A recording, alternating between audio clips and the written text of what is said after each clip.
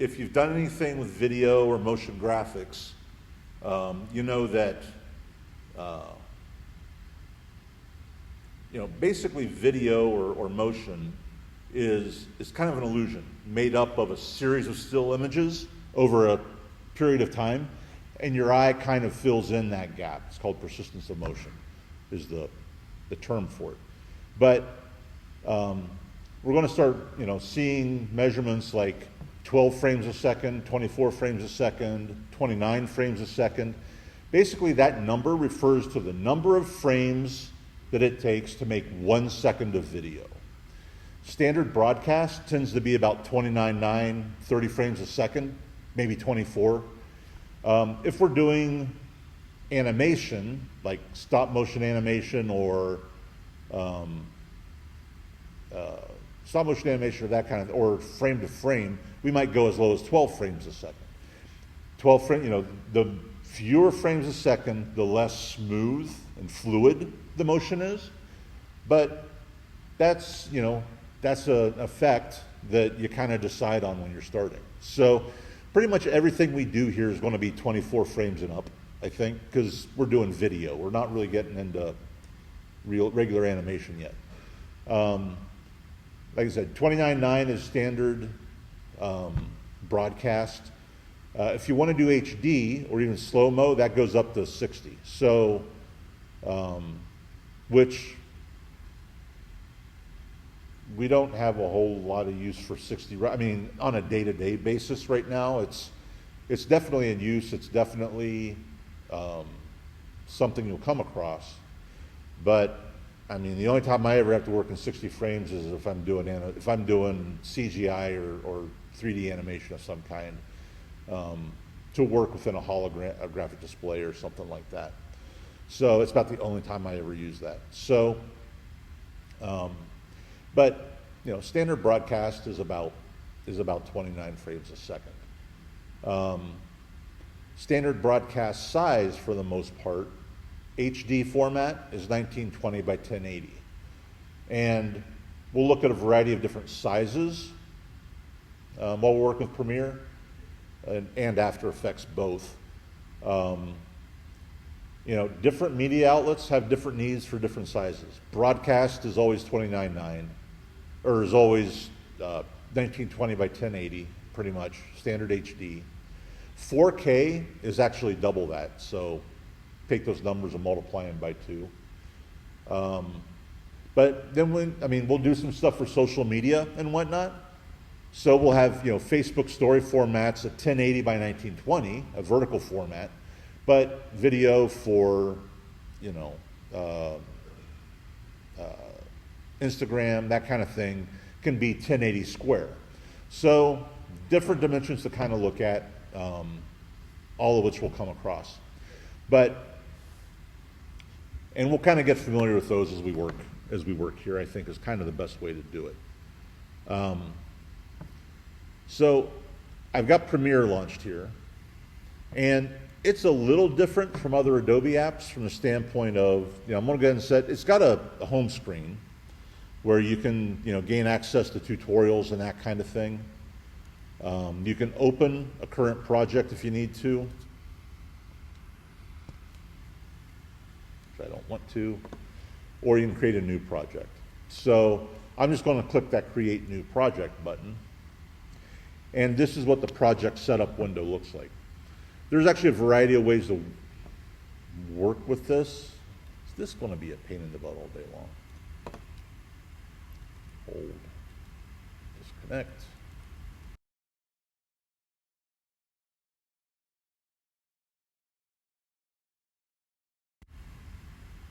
All right, let's see how long this holds up. All right, so this is a new project window. And the way I'm going to recommend we work with this is pretty much just to, under project name up here, we give it a title. So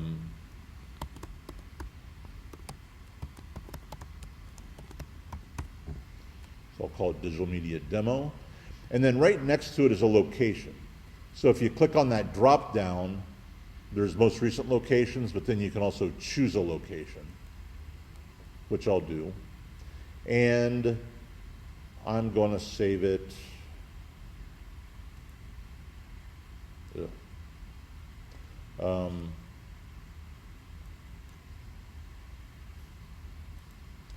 I'm going to save it to my OneDrive, I guess. So let's see if I go Vault 24, digital media. I'll create a folder for Premiere. And then I want to save this file there. And when I've done all of that, I can go and import files at this point too if I know what all my files are that I want to use in this project. But I'm going to skip that part and I'm going to add those after my project's open. So I've given it a name, selected a location to save it to, and I'm just going to say create. And in a second, there we go. So that gives us our basic window.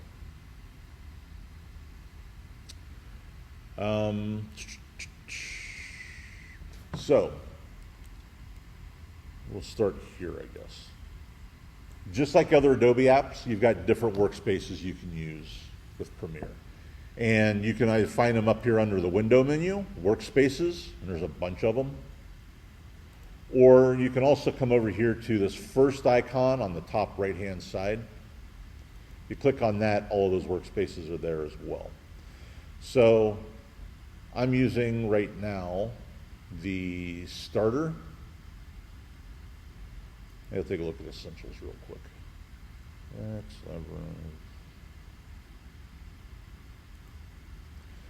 No, we'll go back to starter.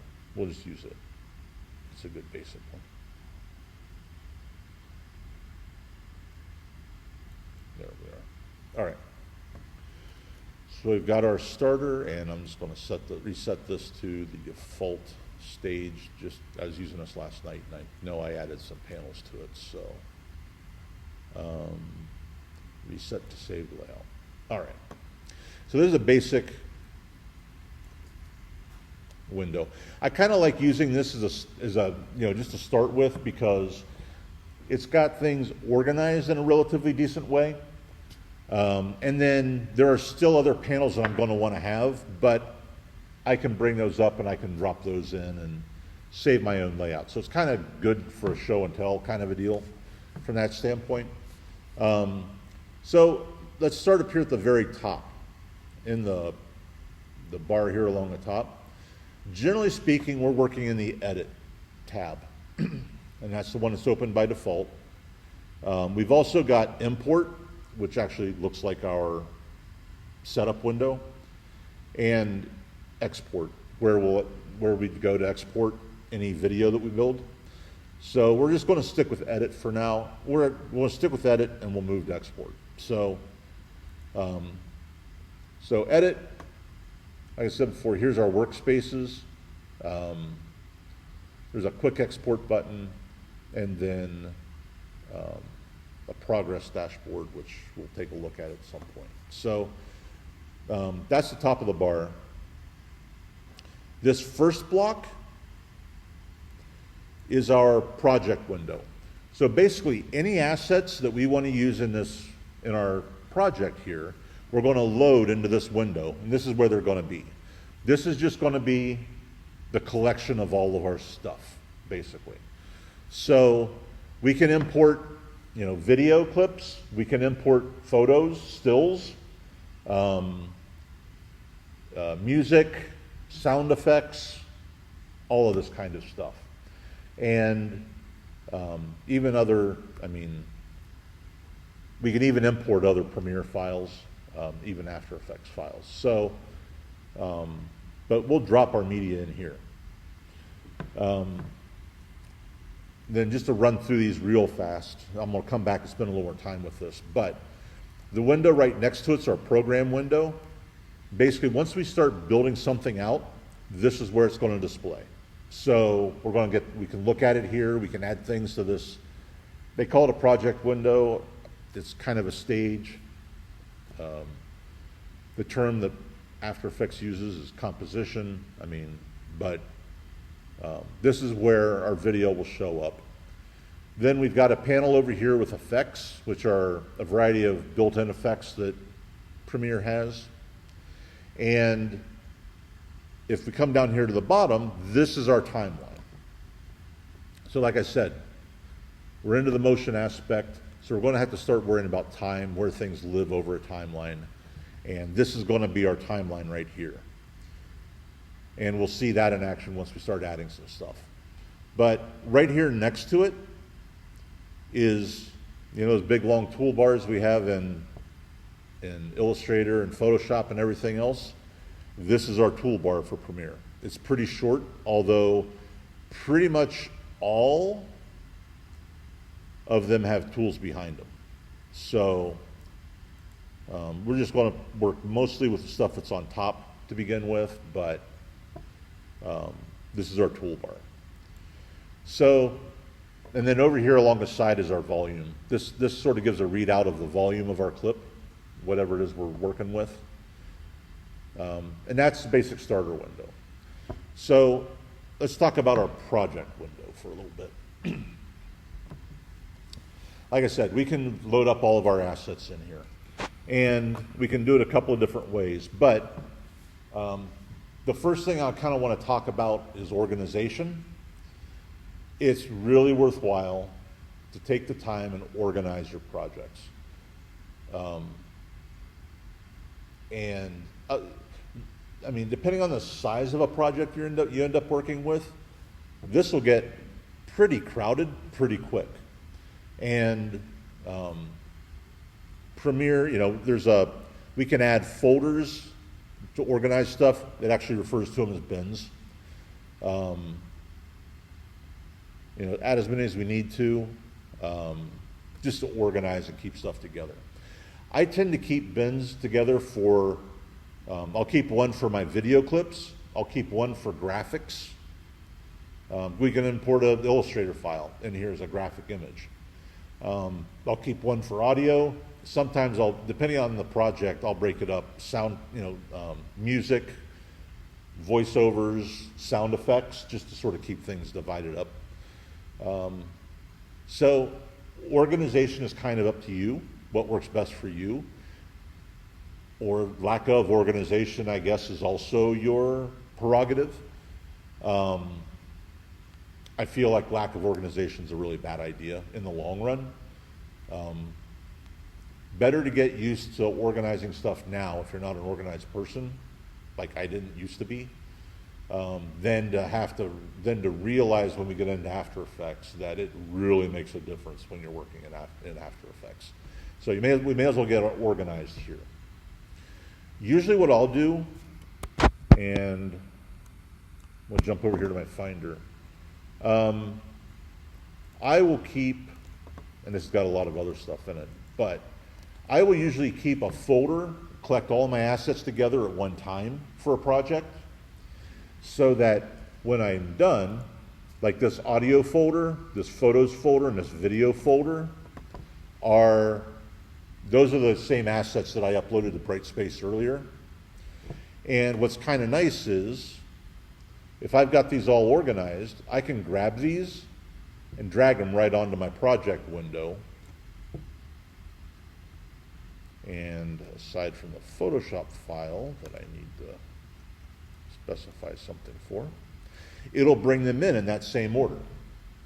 They're linked files. If you move them on your desktop, it'll break the link in Premiere. Same goes for After Effects, but it'll break the link in Premiere. However, you can rearrange them here, and it won't have any effect on the files organization in your desktop. It basically creates a link, imports them, but keeps track internally of where they are within this. So you can move assets around. You can move assets around and not worry about it from within Premiere. You just can't do it on your desktop, or in your hard drive. So save files where you want them and leave them there. All right? So drag and drop is one way of doing this. The other way of doing it, and I might as well get rid of this because I'm not going to use it. is to click the Import Media button, and you can navigate to wherever it is you have those saved. And you can either grab the folders, or you could grab files one at a time. Like, maybe this time I'll just grab, we'll grab Space Cinematic Epic and Dead Space. We'll grab those and import those. We'll drop those in. These are sound files. They've got that little green icon. If I right click, I can import again. And I'll go into my photos, and I've got a PSD file of the Starship Enterprise. Whenever I open this is a layered Photoshop document. So there's different options for importing this, and I want to keep the individual layers because I've isolated it, outlined it, and done that kind of work to it. So there's that. I can import again. We'll go down here to my video. I'm going to grab all of my video clips that are in there. And import, I'm going to go back and grab these photos as well, just for a variety of stuff. So I've imported all of these items, and then I can go ahead and organize them by clicking on this folder down here if I'm doing these one at a time. So I'll make a folder for audio, and I'm going to grab my 2 audio clips, the ones with the green icon on them, and just drag them under that audio folder. I'm going to create a folder for my photos. Grab my photo images, drop those in there, and I'm going to create a folder for my video and drag all of my video clips up there. So now I've got the same basic structure I had when I did the drag and drop. I just did it manually, is all.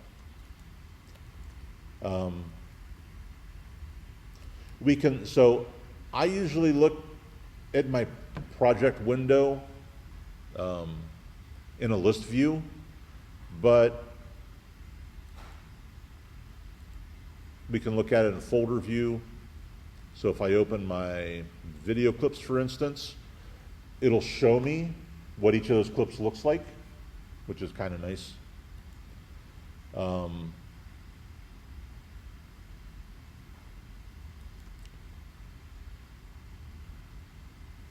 There's also a free-form view, which kind of allows me just to move stuff around, which is interesting. I'll either do the list view, or sometimes I'll do this preview just so I can see what the video clip is if I don't have them named in some way that's obvious. But it'll always tell us what it is we have open. So here's our project window. I had opened this video bin, so there's a tab for it. I can also open my photos bin, and there's a tab for it. So different ways to kind of view all of our assets. Kind of up to us to decide how we want to do that. I'm going to go back to list view, I think, for now. All right. Gosh, what else is there? Actually, if I do bin view again, let's go back to the video.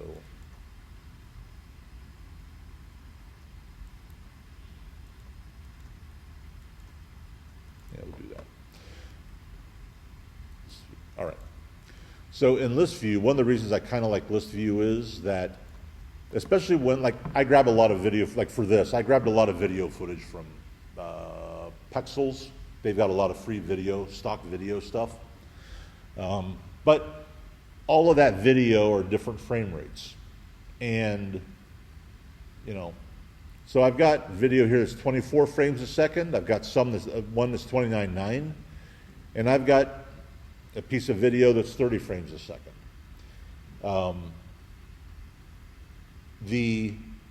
I really kind of need to work, whenever I set up a sequence or a project, a video sequence, it's all got to be the same frame rate. So, knowing what my footage frame rate is before I start is a good idea. Premiere will do an okay job. If I've got a piece of footage that's 24 frames a second, it'll do a decent job of converting it to 30 frames or 29.9 frames a second, if that's what my project is. But sometimes I'll get warnings whenever I drop footage into a sequence. Get warnings that the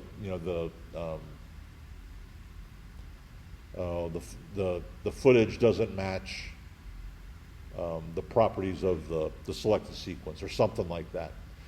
Just know that usually whenever I get messages like that, it's because my frame rates differ, or even the file size. It'll also tell me how long the clips are. So looking at,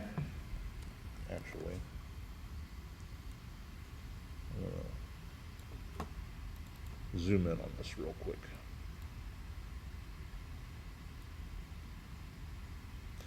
So I just screenshotted this right here and blew it up. So if we look at the numbers, the first set of numbers on the far right are tenths of a second. The second set of numbers are seconds. So this piece of footage is a little over 20 seconds.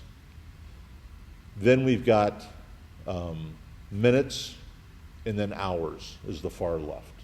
So if we're looking for footage of a specific length, 12-second piece of footage, that's the way we know how long they are. It doesn't really matter how long it is unless it's not long enough, but because we can cut them up, do whatever we need to. But it gives us our frame rate and then our duration of our clip entirely. So that's how to read those numbers. So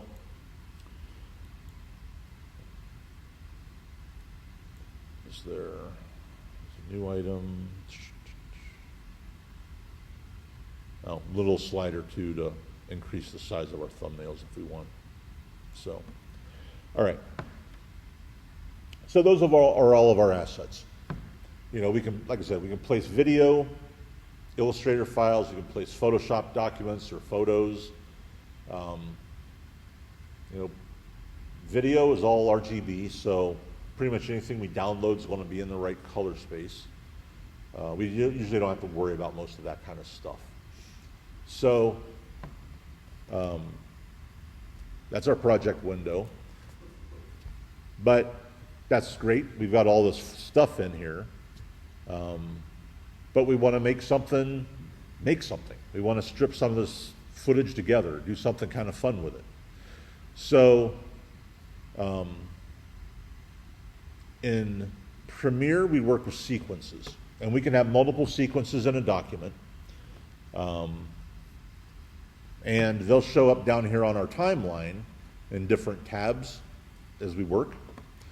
So I can create a sequence a couple of different ways.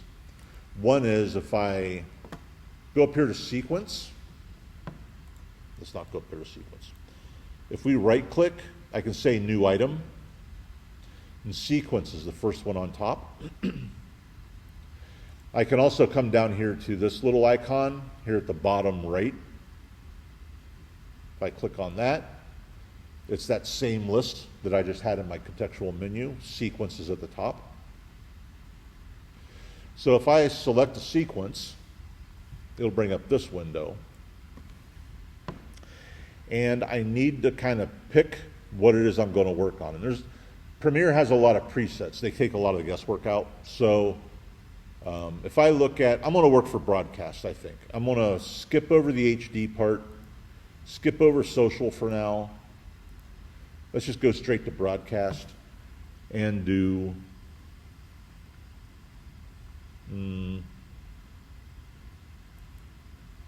I take that back. Let's skip over broadcast. Let's go to HD. I'm going to do HD 29.9 frames a second. Just select that one. And it'll give me all the general information over here. And I'm not going to go through everything, but it does give us what our frame size will be, which is 1920 by 1080. 29 frames a second, etc. So we'll just say OK. And you'll see it adds a sequence. Actually, I wasn't paying attention. I put this right inside of my video bin. If I come back over to my project window, I'm going to go back to. So it dropped it right inside of my video bin because that's where I was when I created this. I'm actually going to drag it out of there. I want to keep my sequences separate.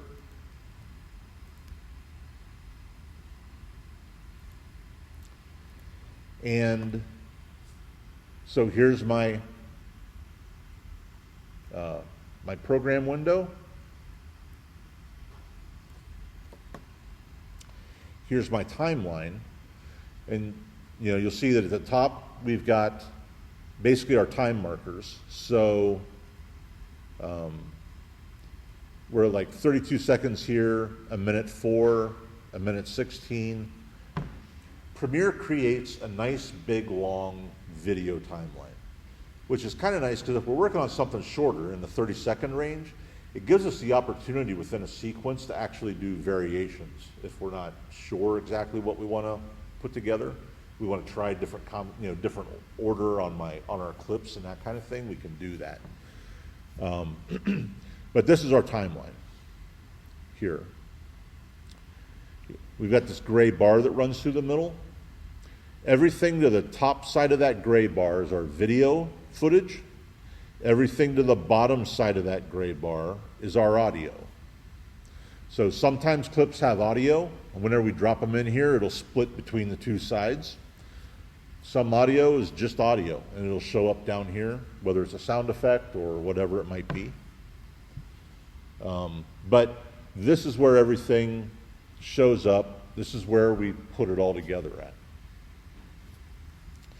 So I can start by, I'm going to take a look in my video bin real quick and see what footage I've got. So I'm going to start with this piece of footage right here, which doesn't match anything. But I'm just going to grab this piece of footage and drag it down here.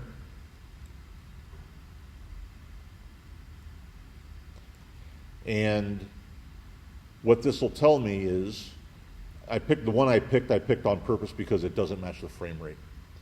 So, it tells me this clip doesn't match the sequence's settings. Change the sequence to match the settings of the clip, which I don't want to do. I already know what my frame rate is, so I want to keep my existing settings and drop it in here. When we export this, we're going to have to determine whether it really fits or not. It might be a little on the choppy side because I'm working at 29 frames a second, but that clip I think was only 24. So it's a little less, which means it's missing frames basically.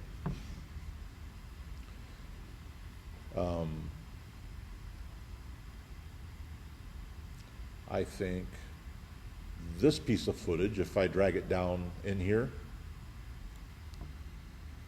it matches so I don't get any warnings. So you see as I drag them in, it just adds them to this timeline.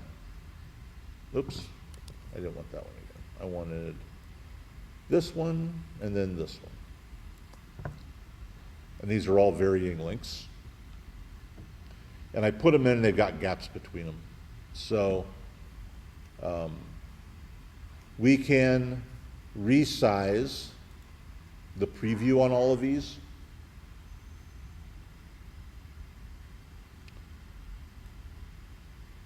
So another feature of our timeline here is that here at the bottom,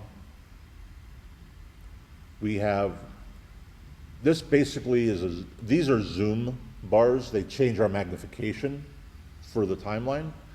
So if I just want to focus on this set right here, this set of clips, I can come down here to the bottom to this little light gray bar with the dots on the ends.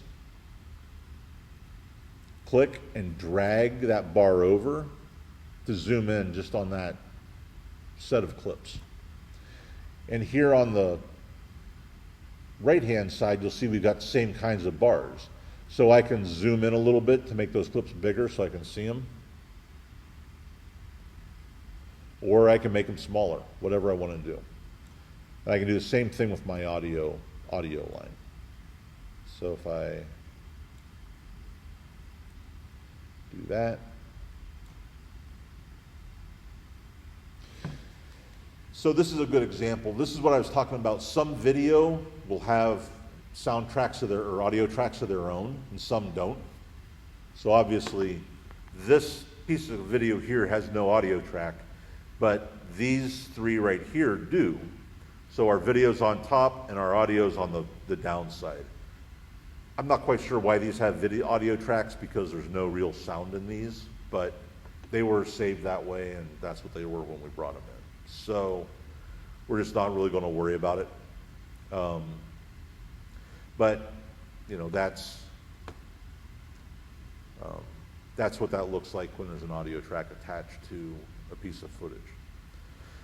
So generally speaking, well, actually here at the very top, you'll notice this little blue marker. This is our playhead. So if I tap the space bar on my keyboard, you'll see that that starts scrolling along that line. And it basically plays our sequence. If I tap the space bar again, it'll stop. You know, we can watch it play up here. And we can see where it's at on our timeline down here. So we need to eliminate these gaps between all of our footage. So we can either grab those and slide them around, just slide them up against each other. Or if we select with our select tool, if we click in that gap, turns white, tap the delete key, that'll delete that space. And what's nice about that tapping and deleting is it pulls everything else with it. So, like if I do this one first, delete that space, and then I delete this space, it brings everything after with it. It's called a rolling ripple delete. So now our footage is all tied up together. I can go back here to the beginning, tap my space bar. I can also, actually, besides tapping the space bar when I'm on the timeline, up here in my program window, I can also click the play button. And that'll just kind of play through my video footage. And what I can determine from this is, all of these clips are entirely too long to have no audio or anything else going along with them because it just gets kind of boring. But it'll just play from one clip to another.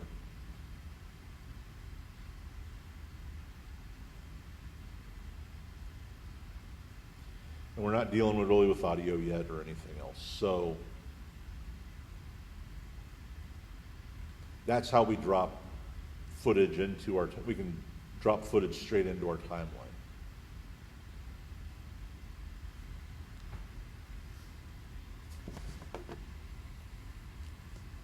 So that's great, except what the heck do we do with it all? Because I guarantee any piece of footage you put in here, you don't want to use that entire piece of footage. You're usually going to want to cut it up pull pieces apart and edit it in a variety of ways. And there's several different ways to do that too. So we're going to start with some of these tools down here on our toolbar. So, it's nice as I can kind of scrub through this and see what I've got in all of my footage. So let's take a look at this first piece of footage, and I'm going to zoom in on it a little bit. As I scrub along here, you see this piece of footage also wasn't big enough for my composition. Just the same in print, so I can scale that up. But again, another thing to watch out for is that what I'm looking at on screen is what I'm going to get. So if I enlarge this clip, it's going to get soft on me. It's going to be outside of the 1920 by 10, it's smaller than that 1920 by 1080 resolution. If I scale it up, the pixels are going to start enlarging. It's going to start getting soft on me.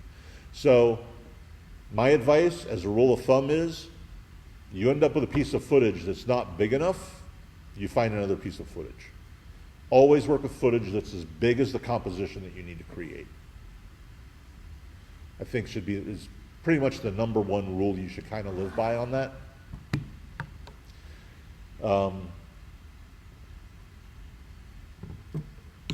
But we're going to work with this anyway because it has, as I scrub through here, it's got this nice, the Milky Way sort of panning up behind that hill. Then I've got this piece of footage, which seems a little odd and out of place. And then I've got this piece of footage, which again is, the Milky Way kind of passing behind this hill. So I like both ends of this. I don't like the middle portion. So I can edit this a number of ways. Easiest way to do it is to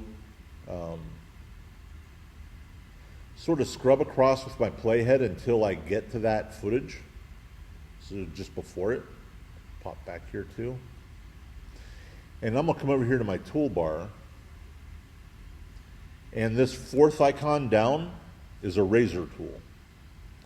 Click on it, come over here and place it right over top of where that playhead is. You see how it turns white when I've got that there? Place the razor there and cut it. Just click on it.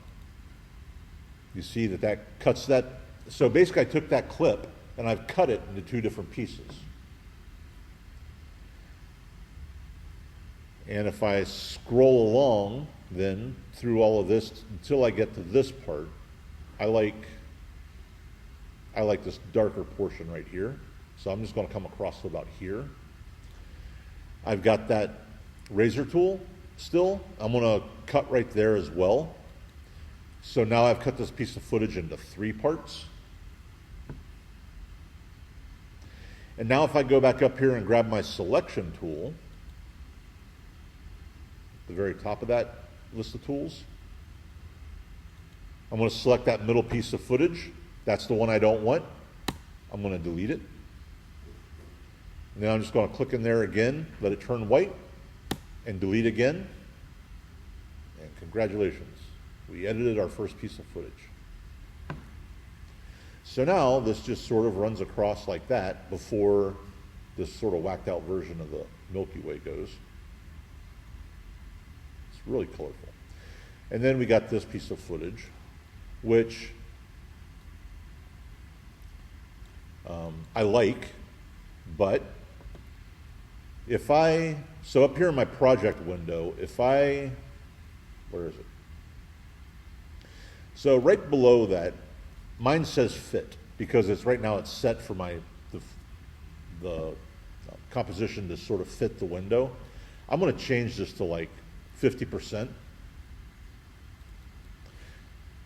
Oh, that is the right size. I'll be darned. Maybe it's this one that's not the right size.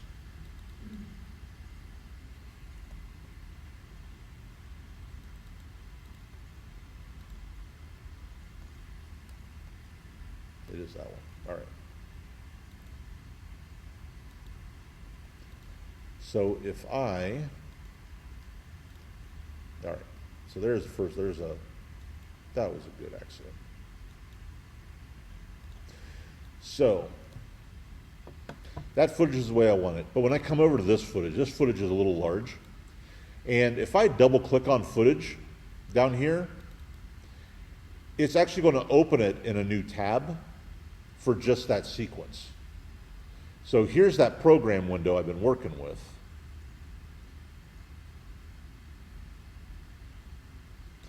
But it actually opened that source footage in a new tab. So if I work with this, have that selected, that's only that one piece of footage.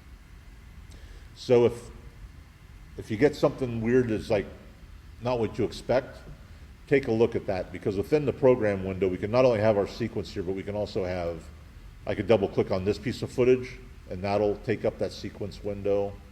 Double click on that one, and that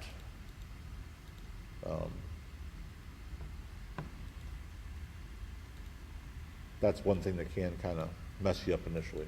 It's a little on the confusing side anyway. So I'm just going to close that panel. So I just got my program window. And let's look at, let's see, if I scroll back across here, that's big enough, that's big enough. This isn't, that's not big enough either. So, yeah, that's all right. We'll work with them all for now. So we got all this. We cut these ones apart. I like how this galaxy, how this image sort of zooms, sort of does a zoom out and then sits and spins a little bit, but I think it's too long. So if I scroll across, like, I think that's long enough right there. So we could use our razor tool again if we want to. The other way we can edit this is, because all I really want to do is sort of shorten it up. I like the front end of it. I just want to take off this back end. So if I put with my selection, if I put my cursor over the very end of that clip, I can click and drag that across and shorten that up.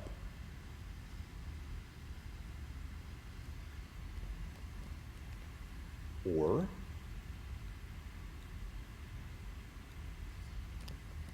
so I did two different things there. So I can either drag that across, shorten it up, it gives me that gap. I still need to select that gap again and delete that area. Or I'm going to undo what I did. The tool right above our razor is the ripple edit. It's referred to as a ripple edit tool. If I select that, come over here, click on the end of that, and drag this across to shorten it up, watch what happens to all the footage after it. It comes straight with it. So it's kind of a rolling edit kind of a thing. I shorten it up, it brings all the footage with it. It just cuts out a stub. I don't have to select that blank space and delete it. You can do it either way. It doesn't really matter. This is really beneficial, really kind of nice when you're editing a whole, I mean, what'll happen a lot of times, if you got a very long sequence of images, that's a very quick way to shorten stuff up and get, size the length of your footage down. So right now, the edits that I've made to this, I'm at about, if I pull my playhead out to the very, out here to the very end of this last piece of footage, we'll see that if I come up here to my program window, there's this little time indicator. I'm at about 55 seconds right now on the length of this footage, which is not what I want. I want to make something around 30 seconds or so. So I'm going to come down here, sort of slide my playhead back. So there's 32. If I slide this back to about 30,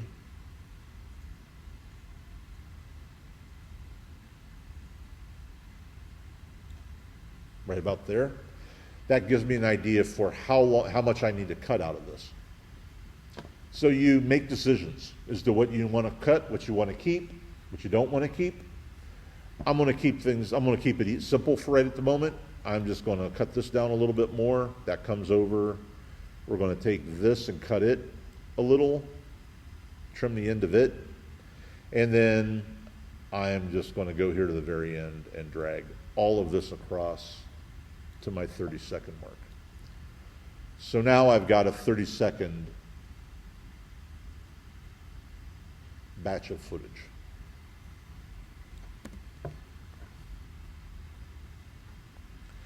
And if I play it, it's still kind of long, but by the time we add music to it, by the time we add graphics, that kind of thing, it won't be so bad.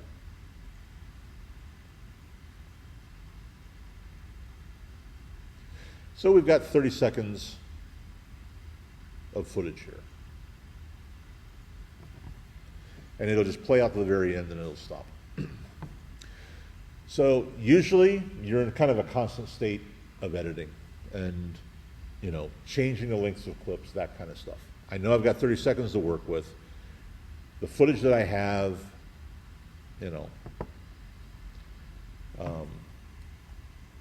I can do different things with. But that gives me 30 seconds. So that's cool. I can sort of zoom out on, I'm going to zoom out on the audio line here too. So I've edited this down to 30 seconds. Very seldom do we have only footage. Usually we have type, maybe a title slide, maybe a closing slide. Supers, graphics that sit on top for one thing or another. Any number of things we can do. So we are going to add some type to this. We got to start making this a little more interesting at some point.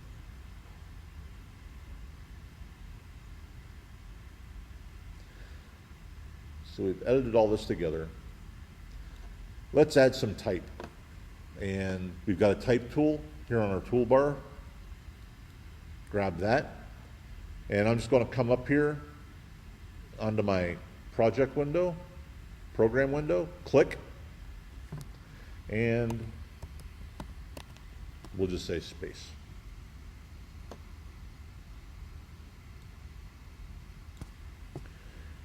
So that's great,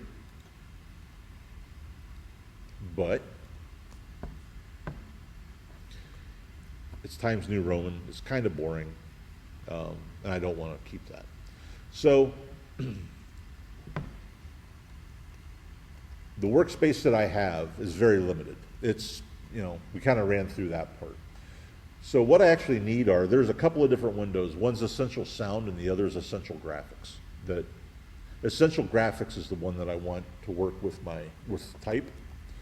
So if I go up here to my window menu, and just like other Adobe apps, if I go down here to Essential Graphics, there's actually a text window as well, but I'm going to do the Essential Graphics because I think it's a little more useful. Select Essential Graphics, and you'll see that right over here next to Effects, it drops that panel in. So it's on a tab, and I've got my space type. If I scroll down, here's my font selection. We can find something a little more interesting. I've got different fonts than you've got, I'm sure, so I'm just going to find something that is sans serif and bold.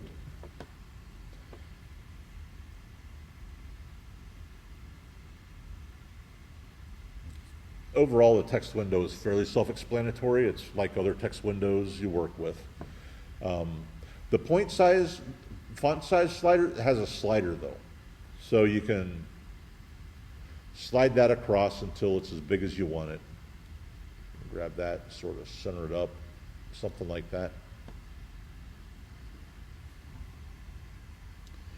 And whenever I placed that, what it did was it created it placed it on its own video channel above the rest of my footage. So within our timeline, whatever on the video side, whatever is on top holds precedence over whatever's on bottom. So space shows because it's on top of the video footage. If I were to slide my video footage above, whoops, not really what I wanted to do. I can slide these around and change that order, that hierarchy. So now the video is on top, space is on the bottom. Not really what I want, not very helpful. So I'm going to just slide them, reorder them back to where they were.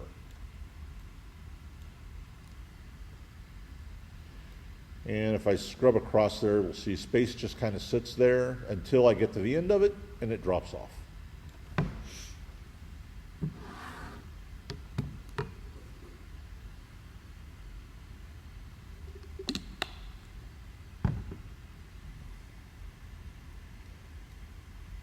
So we can include type that way.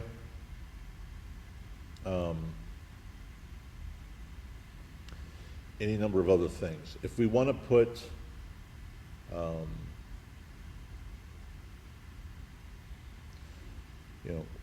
one of the items we can add down here is, if I go back to this items icon, I can add black video, which is just going to give me, I got to specify the settings for it. It should pick up the ones for the composition though. Say OK. It adds another item to my clips, and I can drag this down. And basically it just gives me a black video panel, is all that gives me. And I can slide my type on top, this black video panel underneath.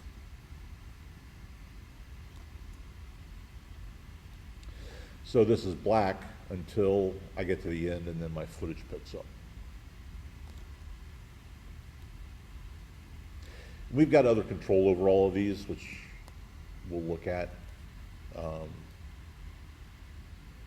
But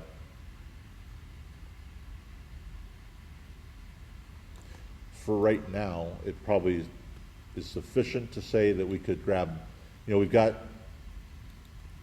space in our black video lasting a little over 4 seconds right now. Maybe I only want it to last 3. I can select the both of those and just shorten up those. I can grab my video footage, slide it over.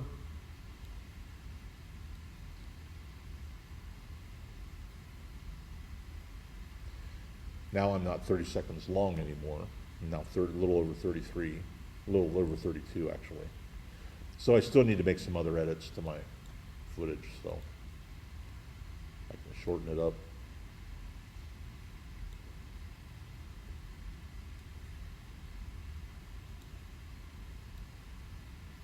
Do that. So now 3 seconds of a black screen, the word space, and then our footage starts.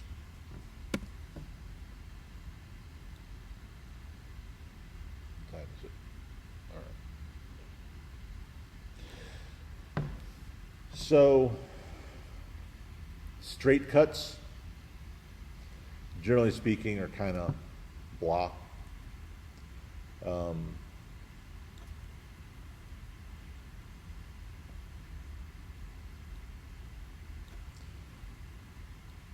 Generally speaking, they're kind of blah. So, and we have the ability to add transitions between all of these. We can do nice crossfades, that kind of stuff. So if I come down here to my, actually one of the reasons it's kind of nice to keep some of this together and keep this all together in line for the most part, is that if I zoom back in on these, I can add a transition between these different clips. So I'm just going to put my cursor right over so we can see where our clips begin and end. So if I place, I'm going to start over here. If I place my cursor right there on top of the break between those two clips and right click, there's an option at the very bottom of this contextual menu that says apply a default transition. Select that.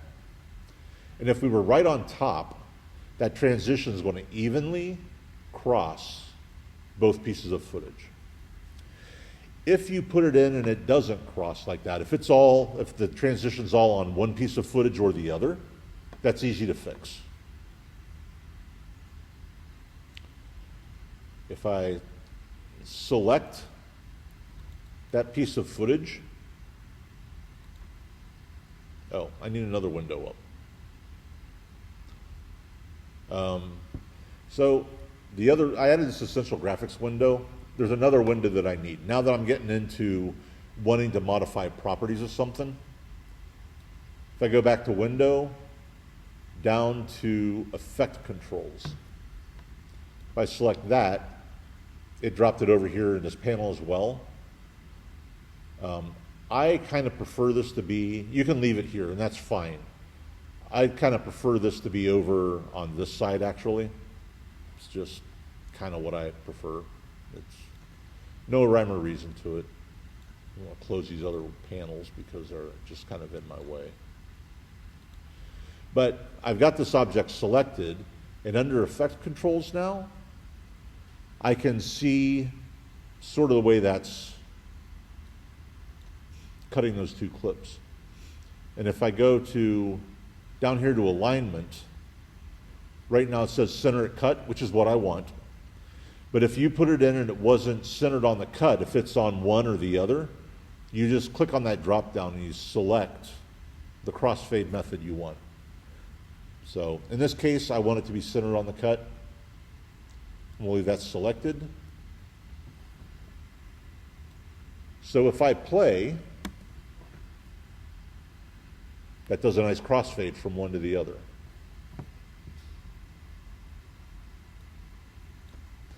And I can do that on all these pieces of clips all the way along. So if I come over here to the next one, right click, apply the default transition. That worked out perfect. It's not right on the cut. So I'll just select that, come up here to my effect controls, and tell it to center at the cut. And if I want that transition to last longer than a second, I can either change the duration right here, or I can drag it out on my timeline and make it last longer.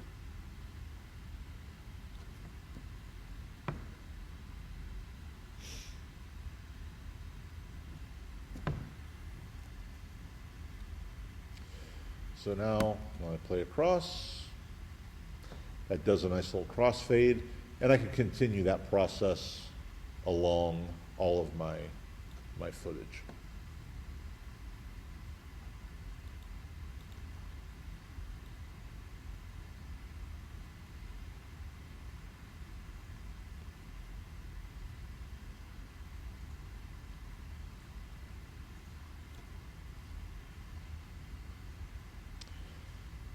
Add a crossfade here. Select it, center at the cut, and do it here too. Apply the transition.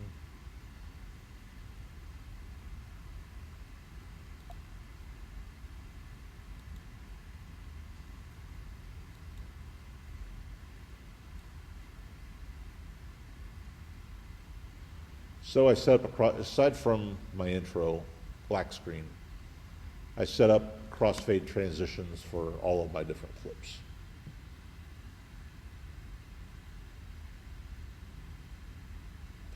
I should have paid closer attention to make sure I had footage that was all the same size. Oh well.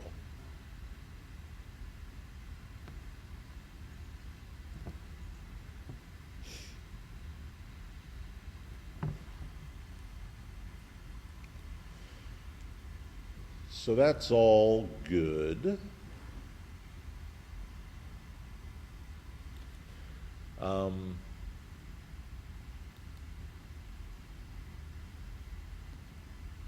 going to take a look at this effect controls just a little bit, and then I think we're going to export this and move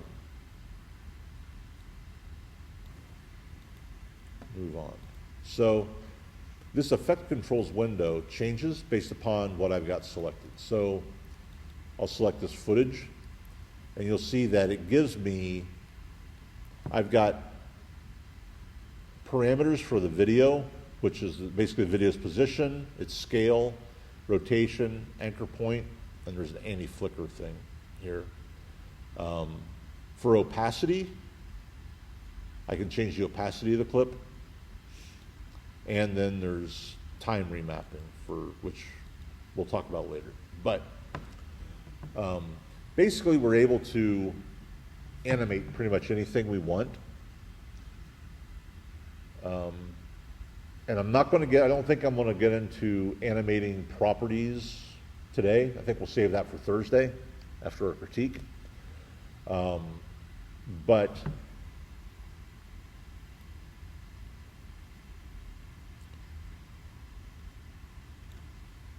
let's add a piece of audio. So if I go back to my project window, I'm going to go into my audio, and I've got a, let's see. If I double click on this, it'll open it up and I can see this is the waveform of the audio. This is 2 channels. If it's only single channel audio, we'd only see one of these. But kind of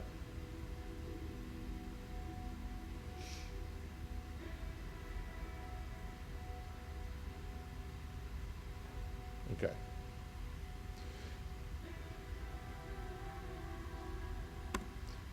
So that kind of gives us an idea of what we've got.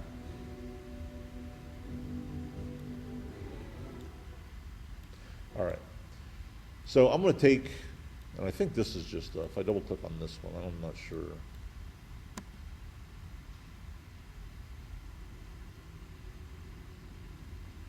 So you see the readout over here tells us what our volume and level is.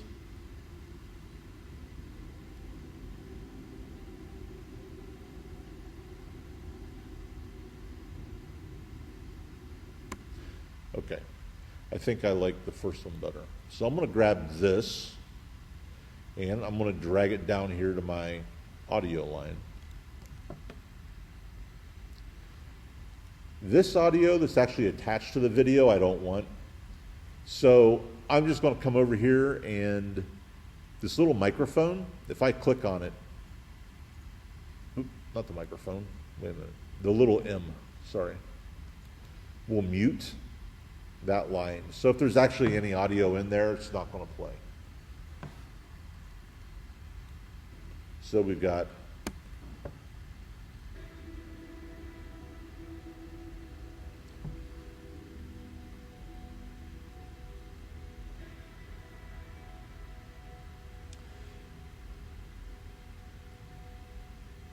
and I'm just placing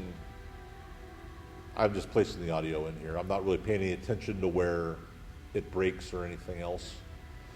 Normally what we would do is using this waveform, and we're not going to do it today, but using the waveform, we'll use that waveform to kind of identify where we want our video breaks to be, and time changes in our video or different things that happen to that timeline. So that's just kind of part of editing. That's, I mean, when audio and video match up, it makes it more interesting and adds a lot of character to what you're working on. I'm not going to worry about it here. We're just going to sort of slug it in, and You see this footage is really long compared to what I've got. I'm actually going to trim that way. And then I want to trim this way down.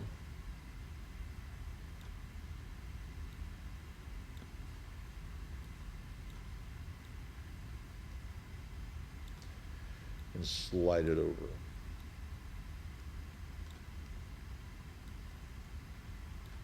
This is one way to trim audio. It's not the best way to trim it. We'll see how it works.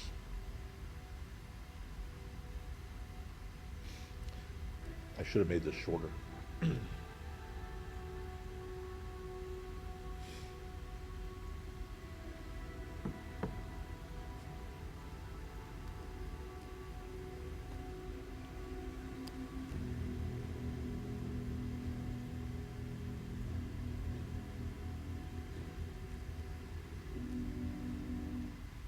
And it just kind of ends, which isn't all that great. So I'm going to do this a different way. I'm going to go back to the full length of the video, and let's drag our timeline out here. Premiere has an audio mixer, a tool to actually mix the audio, which actually does a halfway decent job. I kind of think it's better to start with a piece of video that's somewhat close to the length of your composition or your sequence, just because I think it does a better job. It also doesn't take as long, but we're going to work with what we've got here. So if I come down here under, let's see. So under this ripple edit tool that we were using, the very last item is a remix tool. And if I select that, I can now grab the end of this audio clip and drag it in to the length of my footage.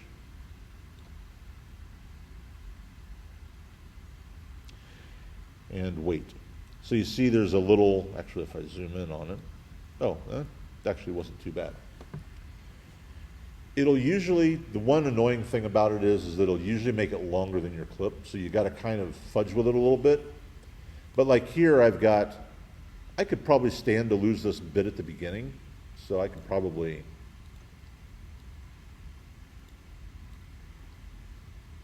oops, didn't want to do that. Slide that over just a little bit. Let's trim that off.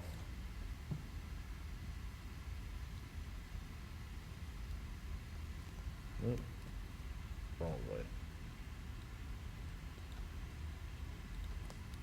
Now let's sort of zoom out here to the end. Let's see from about here on, let's see what we get from that, just to see.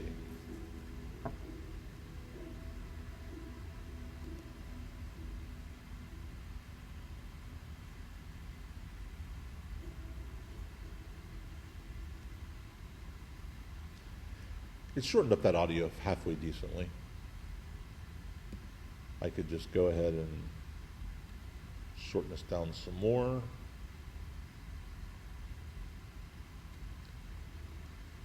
But it all matches up that way.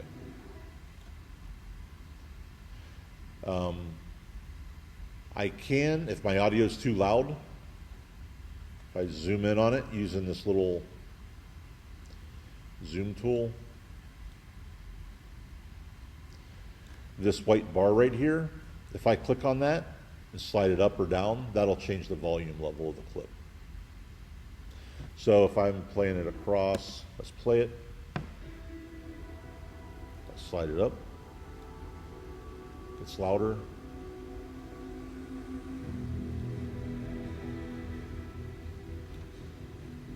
Slide it down.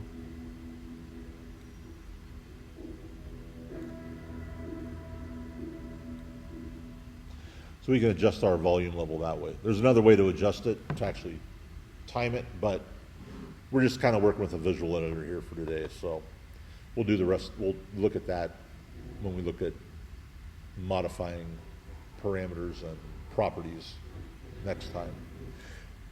So that's not bad. So we've got a 30-second clip we put together. It's just sort of a rolling thing of space.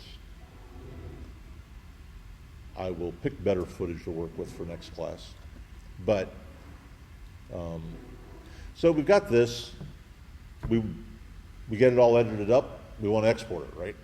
So,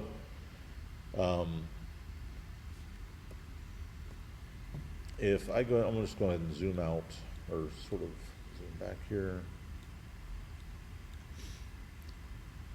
See everything. All right.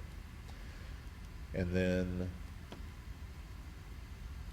so right now, if I were to render this, it'll just render out this 30 some seconds of footage. And it's basically anything that's just yellow bar. But we can set in and out points on this to control exactly what gets rendered. And really with that playhead, if you put the playhead where you want to start, and this is kind of a moot point here, but place it where you want to start, tap I on your keyboard for input.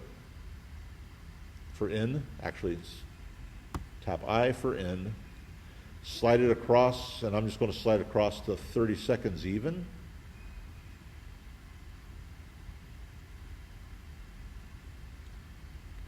And I'm going to tap O on my keyboard for out. That sets my in and out points for the video. Now I can just come up here to my export tab.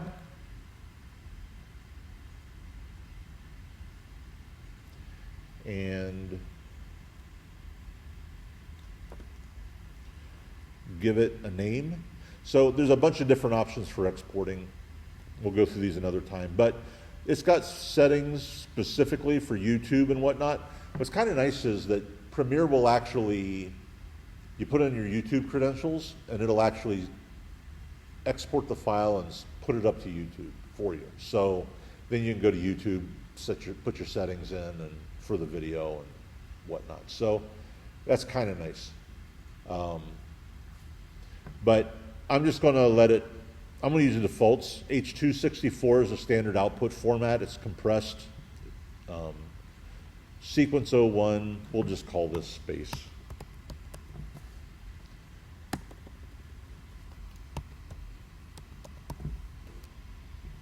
Space.mp4. And we have two different export options. One is to export straight from Premiere, which for this would be pretty quick and do okay.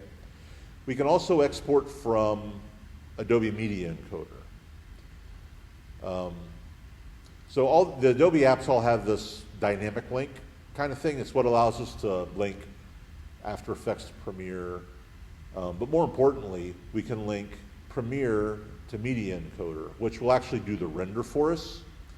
So if we've got a video that's going to take a long time to render, the more channels of video, the more channels of audio, the longer it is, the longer it's going to take to render. The more effects we include, the longer it'll take to render. So Media Encoder will take care of the rendering for us. We can always come back into Premiere and continue working while that's rendering. So, if I just click export, it's going to use Premiere's renderer right now, which will work, which is fine. I'm just going to click send to Media Encoder, and it's launching Media Encoder for me.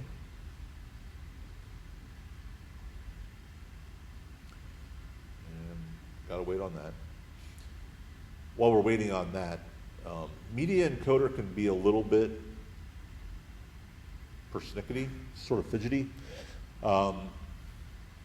You always need to make sure that your software is up to date. So Premiere, the version of Premiere and the version of Media Encoder always need to match. So if you're on version 24 of Premiere, you got to be on version 24 of Media Encoder.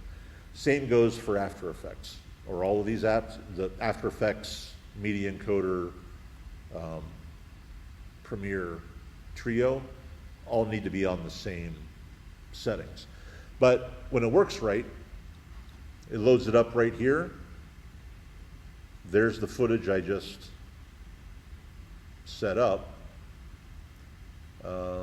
This has a warning, so I'm just gonna, that was from last night. It actually remembered it. I'm just gonna hit play, or hit the green button, which is a start button. And which one's it gonna do? Let's stop. This one.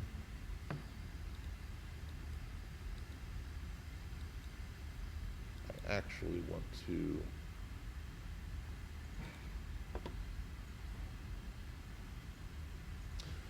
Yeah, fine.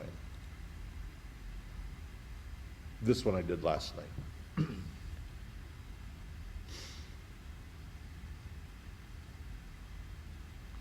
All right, so then it's rendering through. When it's done, I can go back over to wherever I saved it to.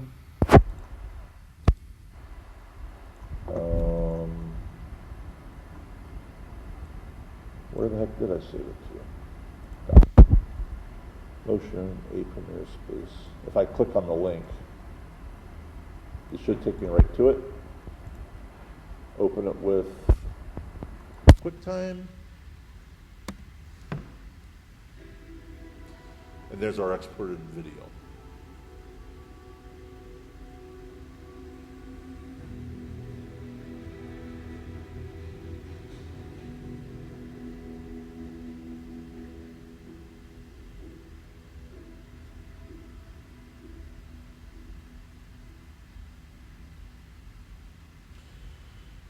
So we just took, sort of cut up some random clips, matched them to 30 seconds, and then rendered it. Nothing too exciting, but that's the basis. I mean, those are the basics of, on a very high level, working with Premiere. It's got a lot more, there's a lot more detail we can go into, which we will, but I kind of felt like just working on that timeline was probably a decent thing to do today, and then we'll get into some other stuff on Thursday. So, but you know, it's a decent, you know, app. I mean, everything's fairly streamlined for the most part. You just got to kind of figure out exactly where everything is. The transitions we did were fairly simple. There is just a crossfade. There are other effects transitions, so if we look under the effects panel, video transitions, we can do I could try, what do we got? A bunch of different ones.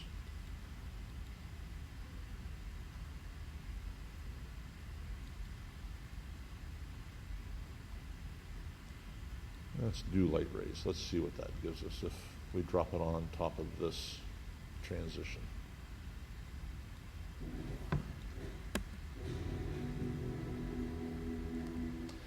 Yeah, it's a little different transition. The built-in transitions are really kind of, the crossfade's nice because it's fairly classic and fairly basic. Crossfade will let you do a nice fade to black. But some of the others, you just got to kind of play with. But there's a page turn and some different stuff like that you can kind of toy with. But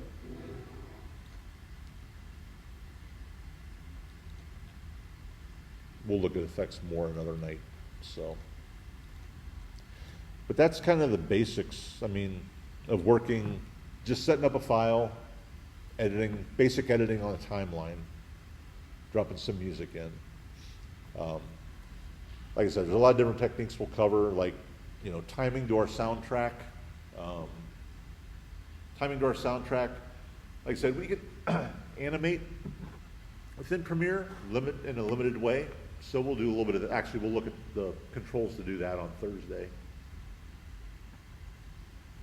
But I kind of want us to get to where we can put together some short video clips kind of quickly with some, you know, decent stuff.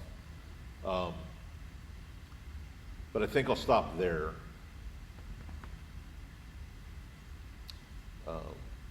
There's a lot more to go through, but I think that's a good stopping point. So, you know, if you want to work, go ahead and work with some of those clips, that's fine. You can, I got my clips from Pexels. If you do, I go to Pexels, it's got video footage you can download, so, see I want video footage of traffic.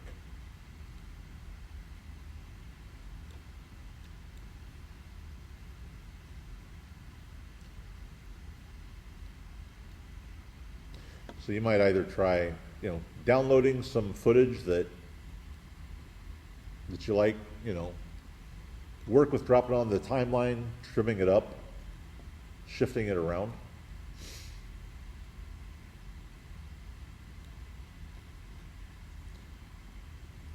But you get it from there. You can shoot it yourself too. We will shoot. We talked about using our iPhones to shoot, photos for our monumental project. But we're also going to use them to shoot video for different stuff in here, sort of edit it together. So, we can get footage from here or we can shoot our own, either one. So, I also got my soundtrack, my music from Pexels.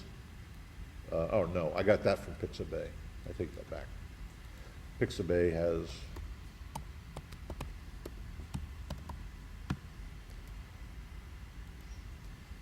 nicely categorized music, sound effects, photos, illustration, videos.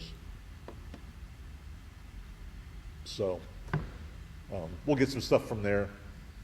We'll shoot some of our own. I kind of went through a lot. Any questions about any of it? Best way is to kind of just take that, dig in, and kind of just cut some video together. Whether you even put transitions in it is entirely up to you, but at least get used to working in that timeline, cutting up footage and whatnot, and then on Thursday we'll move on to some other stuff. So